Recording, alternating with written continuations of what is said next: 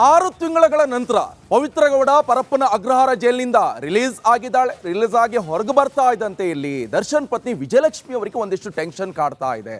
ಮತ್ತೆಲ್ಲರೂ ಸಾವಾಸ ದೋಷ ಮಾಡಿದ್ರೆ ದರ್ಶನ್ ಎನ್ನುವಂತ ಟೆನ್ಷನ್ ವಿಜಯಲಕ್ಷ್ಮಿಗೆ. ಆದರೆ ವಿಜಯಲಕ್ಷ್ಮಿ ಒಂದು ಪ್ಲಾನ್ ಮಾಡಿದ್ದಾರಂತೆ, ಒಂದು ಸೂಪರ್ ಪ್ಲಾನ್. ಹಾಗಾದ್ರೆ ಏನದು ಬನ್ನಿ ನೋಡ್ಕೊಂಡು ಬರೋಣ. ಪವಿತ್ರ ರಿಲೀಸ್, ವಿಜಯಲಕ್ಷ್ಮಿಗೆ ಆತಂಕ. ಪತಿ ಪತ್ನಿ ನಡುವೆ ಮತ್ತೆ ಬರ್ತಾಳ ಸುಬ್ಬಿ. ಪವಿತ್ರ ಗೌಡ ದರ್ಶನ್ ಬಾಳಲ್ಲಿ ಬಿರುಗಾಳಿ ಎಬ್ಬಿಸಿದ ಮಾಯಾಗಾತಿ. ರೇಣುಕಾಸ್ವಾಮಿ ಎಂಬ ವ್ಯಕ್ತಿ ಕೊಲೆಗೂ ಈಕೆಯೇ ಕಾರಣ ಎಂಬ ಆರೋಪವೂ ಇದೆ. ಸದ್ಯ 6 ತಿಂಗಳಿಂದ ಜೈಲುವಾಸ ಅನುಭವಿಸಿ ಜಾಮೀನಿನ ಮೇಲೆ ಈ ಪವಿತ್ರ ಗೌಡ ಹೊರಬಂದಿದ್ದಾರೆ. ಇದೀಗ ದರ್ಶನ್ ಪತ್ನಿ ವಿಜಯಲಕ್ಷ್ಮಿಗೆ ಹೊರ ಬರ್ತಿದ್ದಂತೆ ಶಾಕ್ ನೀಡಿದ್ದಾರೆ.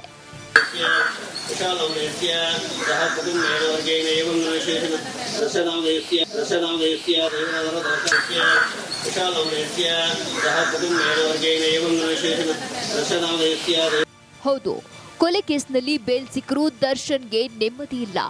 ಪವಿತ್ರ ರಿಲೀಸ್ ಆಗ್ತಿದ್ದಂತೆ ತಲಘಟ್ಟಪುರದಲ್ಲಿರುವ ಮುನೇಶ್ವರ ದೇವಸ್ಥಾನಕ್ಕೆ ಆಗಮಿಸಿ ವಿಶೇಷ ಪೂಜೆ ಸಲ್ಲಿಸಿ ಪ್ರದಕ್ಷಿಣೆ ಹಾಕಿದ್ರು. ಈ ಪೂಜೆಯ ನಂತರ ವಿಜಯಲಕ್ಷ್ಮಿ ಮತ್ತು ದರ್ಶನ್ಗೆ ಹೊಸ ಪೀಕಲಾಟ ಶುರುವಾಗಿದೆ. ದರ್ಶನ್ ಹೆಸರಲ್ಲಿ ಪವಿತ್ರ ಪೂಜೆ ಮಾಡಿಸಿದ್ದಾರೆ.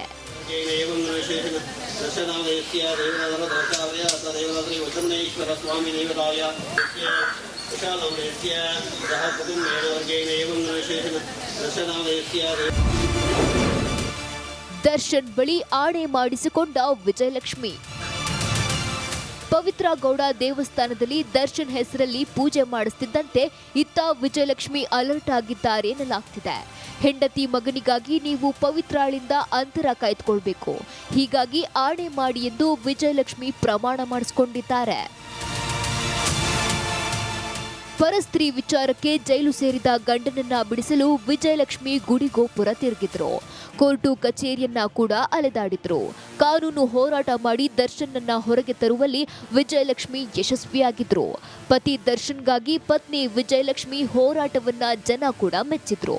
ಹೀಗಾಗಿ ಪವಿತ್ರಾಳಿಂದ ದೂರ ಇರುವಂತೆ ದರ್ಶನ್ ಬಳಿ ವಿಜಯಲಕ್ಷ್ಮಿ ಆಣೆ ಪ್ರಮಾಣ ಮಾಡಿಸಿಕೊಂಡಿದ್ದಾರಂತೆ. Veeresh, metro bureau. ಸಂದರ್ಭದಲ್ಲಿ ಬೆನ್ನೋವು ಕಾಣಿಸ್ಕೊಳ್ತು. ಬೆನ್ನೋವಿಂದಾಗಿ ನಡೆದಾಡೋಕ್ಕಾಗ್ತಿಲ್ಲ, ಕೂರೋಕ್ಕಾಗಲ್ಲ, ನಿಂತ್ಕೊಳ್ಳೋಕ್ಕಾಗಲ್ಲ. ಸೊ ಈ ಸಂದರ್ಭದಲ್ಲಿ ಆಪರೇಷನ್ ಅಗತ್ಯತೆ ಇದೆ ಅಂತ ಮಧ್ಯಂತರ ಜಾಮೀನನ್ನ ಪಡ್ಕೊಂಡು ಬಂದ್ರು. ಆದ್ರೆ ಈ ಆಪರೇಷನ್ ಆಗ್ಲೇ ಇಲ್ಲ. ನಿನ್ನೆಷ್ಟೇ ಬಿ ದಯಾನಂದ್ ಅವರು ಪೊಲೀಸ್ ಕಮಿಷನರ್ ಹೇಳ್ತಾ ಇದ್ರು, ನಾವು ಸುಪ್ರೀಂ ಕೋರ್ಟ್ಗೆ ಮೇಲ್ಮನವಿ ಹೋಗ್ತೀವಿ, ರೆಗ್ಯುಲರ್ ಬೇಲ್ ವಿಚಾರಕ್ಕೆ ಸಂಬಂಧಪಟ್ಟಂತೆ ನಾವು ಹೋಗ್ತೀವಿ ಅನ್ನುವಂತ ಒಂದು ಹೇಳಿಕೆಯನ್ನು ಕೊಟ್ಟಿದ್ರು. ಆದ್ರೆ ಕಾಕಿ ಮೇಲ್ಮನವಿ ಸಲ್ಲಿಸಿದ್ರೆ ಸಾರಥಿಗೆ ಸಂಕಷ್ಟ ಫಿಕ್ಸ್ ಆಗ್ತಾ ಇದೆ. ದರ್ಶನ್ಗೆ ಕಂಟಕ ಆಗುತ್ತಾ? ಹಾಗಾದ್ರೆ ಚಿತ್ರದುರ್ಗದ ರೇಣುಕಾಸ್ವಾಮಿ ಕಿಡ್ನಾಪ್ ಆ್ಯಂಡ್ ಮರ್ಡರ್ ಕೇಸ್ಗೆ ಸಂಬಂಧಪಟ್ಟಂತೆ ಈಗಾಗಲೇ 17 ಜನ ಆರೋಪಿಗಳಲ್ಲಿ ದರ್ಶನ್, ಪವಿತ್ರ ಗೌಡ ಸೇರಿ 12 ಜನರಿಗೆ ಬೇಲ್ ನೀಡಿ ಹೈಕೋರ್ಟ್ ಆದೇಶವನ್ನು ನೀಡಿತ್ತು. ಆದರೆ ಇಲ್ಲಿ ದರ್ಶನ್ ವಿಚಾರವಾಗಿ ಒಂದಷ್ಟು ಪ್ರಶ್ನೆಗಳ ಜೊತೆಗೆ ಮುಂದಿನ ದಿನಗಳಲ್ಲಿ ಅವರ ಒಂದು ನಡವಳಿಕೆ ಆಗಿರ್ಬೋದು, ಮತ್ತು ಮಧ್ಯಂತರ ಜಾಮೀನು ಪಡೆದಂಥ ವಿಚಾರದಲ್ಲಿ ಅವರು ನಡೆದುಕೊಂಡಿರುವಂಥ ವಿಚಾರ ಎಲ್ಲೊಂದು ಕಡೆ ಅವರಿಗೆ ಮುಂದಿನ ದಿನಗಳಲ್ಲಿ ಕಂಟಕ ಆಗುವಂಥ ಸಾಧ್ಯತೆ ಇದೆ ಅನ್ನುವಂಥ ಮಾತುಗಳು ಕೂಡ ಕೇಳಿಬರ್ತಿದೆ. ದರ್ಶನ್ಗೆ ಕಂಟಕ ಆಗುವಂಥ ಸಾಧ್ಯತೆ ಇದೆಯಾ ಇಲ್ವಾ ಅನ್ನೋದಕ್ಕೆ ಸಂಬಂಧಪಟ್ಟಂತೆ ನಮ್ಮ ಜೊತೆ ಮಾತನಾಡೋದಕ್ಕೆ ಹೈಕೋರ್ಟ್ನ ವಕೀಲರಾದಂಥ ಸುನೀಲ್ ಕುಮಾರ್ ಸರ್ ಇದ್ದಾರೆ. ನಾನು ಅವ್ರನ್ನ ಮಾತನಾಡಿಸ್ತಾ ಹೋಗ್ತೀನಿ. ನೋಡಿ, ಈಗ ಪ್ರಾಸಿಕ್ಯೂಷನ್ ಅಥವಾ ಪೊಲೀಸ್ ಡಿಪಾರ್ಟ್ಮೆಂಟ್ರವರು ಸಹಜವಾಗಿ ಒಂದು ಬೇಲನ್ನು ಕೊಟ್ಟ ನಂತರ ಅವರೊಂದು ಅಫೆಕ್ಟೆಡ್ ಪಾರ್ಟಿ ಆಗ್ತಾರೆ. ಅವ್ರಿಗೇನಪ್ಪ ಅಂದರೆ ಬೇಲನ್ನು ಪ್ರಬಲವಾಗಿ ರಿಜೆಕ್ಟ್ ಮಾಡಲೇಬೇಕು ಅಂತ ವಾದ ಮಂಡನೆಯನ್ನು ಮಾಡಿದವರು ಪೊಲೀಸ್ನವರು. ಬೇಲ್ ಕೊಟ್ಟಿರೋದ್ರಿಂದ ಅವರ ಭಯ ಏನಪ್ಪ ಅಂದರೆ ಸಾಕ್ಷಿಗಳ ಮೇಲೆ ಪರಿಣಾಮ ಬೀರುತ್ತೆ. ಈಗ ದರ್ಶನ್ ಅವ್ರ ಕೇಸಲ್ಲಿ ಸುಮಾರು ಒಂದು 15-20 ಮಂದಿ ಹೆಚ್ಚು ಸಾಕ್ಷಿಗಳಿದ್ದಾರೆ. ಈಗ ದರ್ಶನ್ ಅವರು ಮತ್ತು ಅವರ ಸಂಗಡಿಗರಿಗೆ ಬೇಲ್ ಕೊಟ್ಟಿರೋದ್ರಿಂದ ಸಾಕ್ಷಿಗಳು ಯಾರೂ ಕೂಡ ನಾಳೆ ಕೋರ್ಟಿಗೆ ಬಂದು ಸಾಕ್ಷಿ ಹೇಳೋಕ್ಕೂ ಹೆದರ್ತಾರೆ. ಮತ್ತು ದರ್ಶನ್ ಅವರು ಬೇಲ್ ತೊಗೊಂಡಿರುವಂಥದ್ದು ಮೆಡಿಕಲ್ ಬೇಲ್ ಮೇಲೆ. ತುಂಬ ಎಮರ್ಜೆನ್ಸಿ ಇದೆ, ನನಗೆ ಆಪ್ರೇಷನ್ ಆಗಲೇಬೇಕು ಅಂಥೇಳಿ ಬೇಲನ್ನು ತೊಗೊಂಡಿದ್ದಾರೆ. ಬಟ್ ಯಾವುದೋ ಕಾರಣಾಂತರಗಳಿಂದ ಸರ್ಜರಿ ಮಾಡಿಸ್ಕೊಂಡಿಲ್ಲ. ಈಗ ನ್ಯಾಯಾಧೀಶರು ಎಲ್ಲವನ್ನೂ ಮೆರಿಟ್ಸ್ ಮೇಲೆ ಡಿಸೈಡ್ ಮಾಡಿ ರೆಗ್ಯುಲರ್ ಬೇಲನ್ನು ಅವ್ರಿಗೆ ಗ್ರ್ಯಾಂಟ್ ಮಾಡಿದ್ದಾರೆ. ಬಟ್ ಸರ್ಜರಿ ಇನ್ನೂ ಅವ್ರು ಮಾಡಿಸ್ಕೊಂಡಿಲ್ಲ. ಸೊ ಕೋರ್ಟ್ಗೆ ಹೇಳಿರೋಂಥದ್ದು ಸುಳ್ಳು. ಕೋರ್ಟ್ಗೆ ಸುಳ್ಳನ್ನು ಹೇಳಿ ಮರೆಮಾಚಿ ಇಂಟ್ರಿಮ್ ಬೇಲನ್ನು ತಾವು ತೊಗೊಂಡ್ರಿ. ಈಗ ರೆಗ್ಯುಲರ್ ಬೇಲ್ ಅಂತೂ ಬಂದಾಯಿತು, ಬಟ್ ಈಗಲೂ ನೀವು ಸರ್ಜರಿ ಮಾಡಿಸ್ಕೊಂಡಿರೋದ್ರಿಂದ ಕೋರ್ಟ್ಗೆ ಸುಳ್ಳು ಹೇಳ್ದಂಗೆ ಆಯ್ತಲ್ಲ. ಹಾಗಾಗಿ ಕೋರ್ಟಿಗೆಲ್ಲೋ ಮರೆಮಾಚಿ ನ್ಯಾಯಾಧೀಶರಿಗೆ ಸುಳ್ಳು ಮಾಹಿತಿಯನ್ನು ಕೊಟ್ಟು ತಾವು ಬೇಲನ್ನು ತೊಗೊಂಡಿದ್ರಿ, ಇದು ನಿಜವಾಗ್ಲೂ ನ್ಯಾಯಾಂಗಕ್ಕೆ ಮಾಡಿದಂಥ ಅಪರಾಧ ಅಂಥೇಳಿ ಸುಪ್ರೀಂ ಕೋರ್ಟ್ಗೆ ಹೋದಾಗ ಸುಪ್ರೀಂ ಕೋರ್ಟ್ ನ್ಯಾಯಾಧೀಶರು ಎಲ್ಲವನ್ನು ಕೂಡ ಪರಿಗಣನೆಗೆ ತಗೋತಾರೆ, ಎಲ್ಲವನ್ನು ಕೂಡ ಅನಲೈಸ್ ಮಾಡ್ತಾರೆ. ಮೊದಲನೇದಾಗಿ ಪ್ರಕರಣ ಎಂಥದ್ದು, ಅತ್ಯಂತ ಸೀರಿಯಸ್ ಆದಂಥ ಪ್ರಕರಣ, ಸೆಕ್ಷನ್ 302 ಇನ್ವೋಕ್ ಮಾಡಿದ್ದಾರೆ, ಮರ್ಡರ್ ಪ್ರಕರಣ ಇದೆ. ಮತ್ತು ಎಲ್ಲೋ ಒಂದು ಕಡೆ ಮೆಡಿಕಲ್ ಬೇಲ್ ಮೇಲೆ ತೊಗೊಂಡು ಕೋರ್ಟ್ ಹೇಳಿದಂಥ ವಿಚಾರ, ನನಗೆ ಅರ್ಜೆಂಟಾಗಿ ಸರ್ಜರಿ ಆಗಲೇಬೇಕು, ಇಲ್ಲಾಂದರೆ ಪ್ಯಾರಲಿಸಿಸ್ ಆಗಿಬಿಡುತ್ತೆ, ಲಕ್ವ ಹೊಡೆಯುವಂಥ ಸಾಧ್ಯತೆ ಇದೆ, ಅರ್ಜೆಂಟಾಗಿ ಸರ್ಜರಿ ಆಗಲೇಬೇಕು ಅಂಥೇಳಿ ಒಂದು ಕನಿಕರ ತೊಗೊಂಡು ಕೋರ್ಟಿಂದ ಬೇಲನ್ನು ತೊಗೊಂಡು ನಾಳೆ ಸರ್ಜರಿ ಮಾಡಿಸ್ತಿರೋದ್ರಿಂದ ಎಲ್ಲೋ ಒಂದು ಕಡೆ ಸುಪ್ರೀಂ ಕೋರ್ಟ್ನಲ್ಲಿ ಸ್ವಲ್ಪ ಅವ್ರಿಗೆ ಖಂಡಿತವಾಗ್ಲೂ ಹಿನ್ನಡೆ ಆಗುತ್ತೆ. ಇದಿಷ್ಟು ಹೈಕೋರ್ಟ್ನ ವಕೀಲರಾದಂಥ ಸುನಿಲ್ ಕುಮಾರ್ ಅವರ ಮಾತು. ಸದ್ಯಕ್ಕೆ ಆರೋಪಿಗಳು ಜಾಮೀನು ಸಿಕ್ಕರೂ ಕೂಡ ಅವರು ಕಾನೂನಿನ ಅಡಿಯಲ್ಲಿ ಯಾವ ರೀತಿ ಎಚ್ಚರಿಕೆಯಿಂದ ಇರಬೇಕು ಅದಿರಬೇಕು. ಎಲ್ಲೋ ಒಂದು ಕಡೆ ಮುಂದಿನ ಹಂತದಲ್ಲಿ ಯಾವುದೇ ಒಂದು ವಿಚಾರದಲ್ಲೂ ಕೂಡ ಅವರು ಎಚ್ಚರ ತಪ್ಪಿದರೆ ಅವರ ಬೇಲ್ ಕ್ಯಾನ್ಸಲ್ ಆಗುವಂಥ ಸಾಧ್ಯತೆ ಇದೆ ಅಂತ ಹೇಳ್ತಿದ್ದಾರೆ. ವಿಡಿಯೋ ಜರ್ನಲಿಸ್ಟ್ ದೀಪಕ್ ಜೊತೆ ಮಾದೇಶ್, ರಿಪಬ್ಲಿಕ್ ಕನ್ನಡ, ಬೆಂಗಳೂರು. ನೋಡಿ, ರೇಣುಕಾಸ್ವಾಮಿ ಕೊಲೆ ವಿಚಾರಕ್ಕೆ ಸಂಬಂಧಪಟ್ಟಂತೆ ನಟ ದರ್ಶನ್ ಜೈಲು ಪಾಲಾಗಿದ್ದಾಗಿನಿಂದಲೂ ಕೂಡ ನಟ ದರ್ಶನ್ಗೆ ಹೆಗಲಿಗೆ ಹೆಗಲು ಕೊಡ್ತಾ ಇರುವಂಥದ್ದು ನಟ ಧನ್ವೀರ್ ಅವರು. ಧನ್ವೀರ್ ಹಿಂದೆ ಶೂರಿಟಿಗೂ ಕೂಡ ಸಹಾಯ ಮಾಡಿರುವಂಥ ವ್ಯಕ್ತಿ, ಜೊತೆಗೆ ದರ್ಶನ್ಗೆ ಸಾಕಷ್ಟು ಸಹಾಯವನ್ನ ಮಾಡ್ತಾ ಇದ್ದಾರೆ. ಜೊತೆಗೆ ಈಗ BGS ಆಸ್ಪತ್ರೆಗೆ ಆಗಮಿಸಿದ್ದಾರೆ ನಟ ಧನ್ವೀರ್. ದರ್ಶನ್ ಡಿಸ್ಚಾರ್ಜ್ ಹಿನ್ನೆಲೆ ಆಗಮಿಸಿದ್ದಾರೆ. ಅಣ್ಣನನ್ನ ಕರೆದುಕೊಂಡು ಹೋಗಲು ಬಂದ ಧನ್ವೀರ್.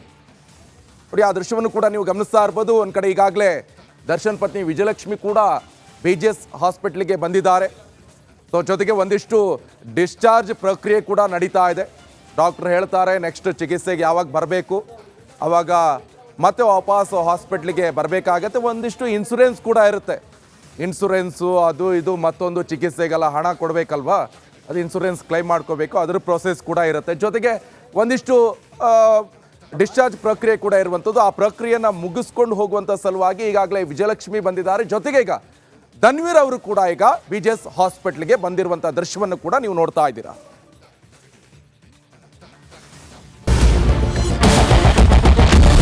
ಕ್ಯಾಪ್ಟನ್ ಅರ್ಜುನ್ನ ಕೊಂದಿದ್ದು ಯಾರು? ಅವ್ರ ನರೇಟಿವ್ ಎಲ್ಲಿ ತಂದಿಟ್ಟಿದ್ದಾರೆ ಅಂತಂದ್ರೆ ಸಂಪತ್ತನ್ನ ಹಂಚಿಬಿಡೋದು ಅಂತ. ಇದು ಸ್ಟುಡಿಯೋ ಟಿಪ್ಪು ಜಯಂತಿ ಮಾಡಕ್ಕೆ ಅವ್ರಿಗೆ ಖಂಡಿಸಿದ್ರು. Very nice. ಯಾರು ತಪ್ಪು ಮಾಡಿರೋದಿಲ್ಲಿ? ಓಲೈಕೆ ಹೇಳಿಕೆ ಇದು ಅಂತ ಹೇಳಿ ಯಾಕೆ ಪರಿಗಣಿಸಬಾರದು? I.N.I. ಇದು ವೇದಿಕೆ, ಇದು ಫೋಟೋ ಎಲ್ರಿಗೂ ಒಂದು ಟೈಮ್. ನಿಮ್ಮ ಸಮಯ ಮುಗಿದಿದೆ.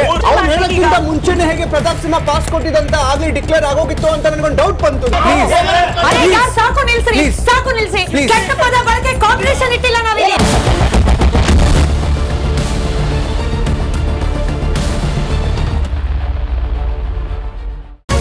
ರಿಪಬ್ಲಿಕ್ ವರ್ಡ್ ಆಪ್ ಇದು ಕೇವಲ ಅಪ್ಲಿಕೇಶನ್ ಅಲ್ಲ, ಸಮಗ್ರ ಸುದ್ದಿಗಳ ಸಂಪರ್ಕ ಮಾರ್ಗಕ್ಕೆ ಕ್ರಾಂತಿಕಾರಿ ಬದಲಾವಣೆ.